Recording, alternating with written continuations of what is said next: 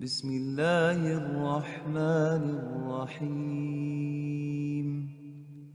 فرمایا کہ النکاح من سنتی، یہ میری سنت ہے، میرا طریقہ ہے، گھر گھرستی کی زندگی اختیار کرنا یہ میری سنت ہے۔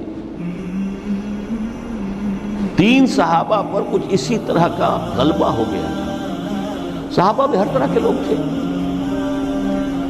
ان میں وہ لوگ بھی تھے کہ جو بڑے ریشنلسٹ تھے، عقل کے حوالے سے بات سمجھنے والے۔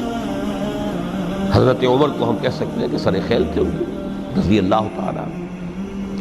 کچھ درویش منش لوگ بھی تھے، کچھ پر یہ تقویٰ کا اور درویشی کا بہت زیادہ غلبہ ہو گیا تھا، مغلوب الحال ہم انہیں کہہ سکتے ہیں۔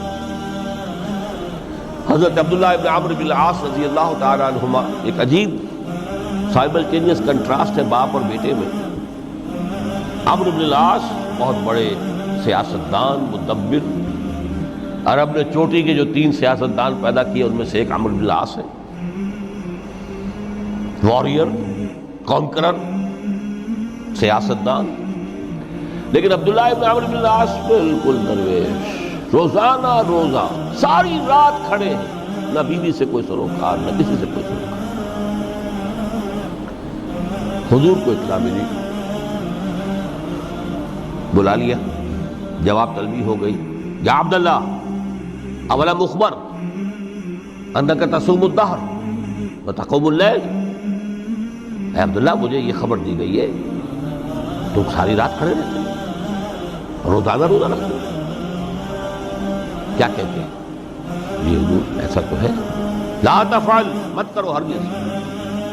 فإن لنفسك عليك حقا وإن لزوجك عليك حقا وإن لزورك عليك حقا، دیکھو تم پر تمہارے اس جسم کا اور نفس کا بھی حق ہے، اسے آرام بھی دو، اس کی ضروریات بھی پوری کرو، اس کی دیکھ بھال بھی کرو، یہ بھی تمہارے پاس امانت ہے اللہ کی۔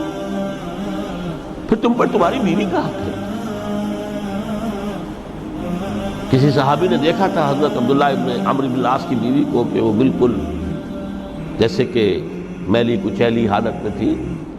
پوچھا ہی کیا حال بنا رکھا؟ ان کا کہ آپ کے دوست کو تو کوئی غرض ہے ہی نہیں سرے سے، ظاہر بات ایک مسلمان بیوی اور کس کے لیے وہ سگھار کرے جب شوہر ہی کو کوئی دلچسپی نہ ہو، اس سے غرض ہی نہ ہو۔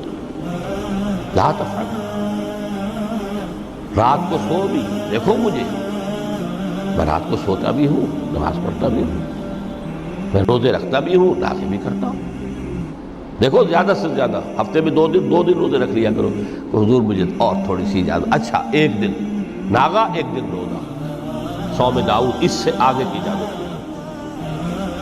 اسی طرح 3 حضرات سراس رحمت آتا ہے حدیث میں، بخاری شریف کی روایت ہے، ان پر بھی کوئی ایسا ہی غلبہ ہوا رحمانیت کا، ترک دنیا کا۔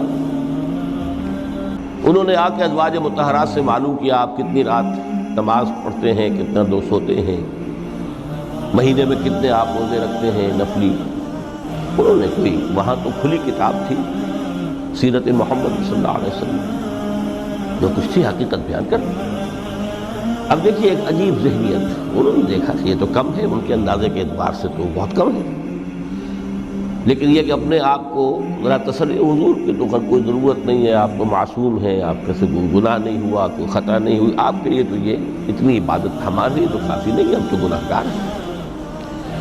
ایک نے عہد کیا کہ میں کبھی نہیں سوؤں گا، رات بھر کھڑا رہوں گا۔ دوسرے نے کہا کبھی ناغا نہیں کروں گا، ہر روز روزہ رکھوں گا۔ تیسرے نے کہا میں شادی بیاہ کے کھکیڑ میں پڑوں گا۔